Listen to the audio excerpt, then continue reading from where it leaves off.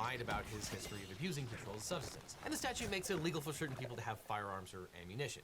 The list of prohibited users includes people who are drug users or addicts, and to prove the case, the government just has to show that the person was using illegal drugs. Now, Hunter Biden obviously has a long history of drug addiction, and he admitted to using illegal drugs during the time of the offense. You're smoking crack around the clock.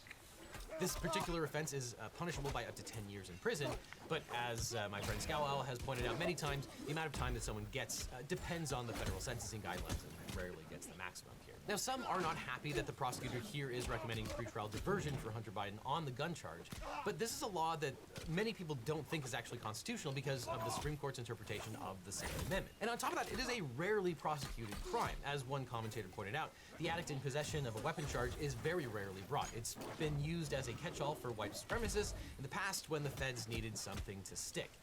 And there are several instances where defendants received light sentences, like neo-Nazis who were sentenced to time served, and a January 6th defendant who had a big stash of cannabis when they were arrested. And in fact, several federal courts have concluded that Section 922G is unconstitutional because of the Supreme Court's ruling in the New York State Rifle and Pistol Association versus Bruin case.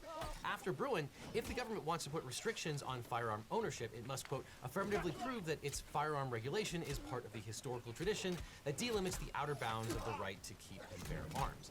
Now, federal courts have wasted no time in declaring parts of Section 922G unconstitutional. In Oklahoma, federal court has actually ruled it's unconstitutional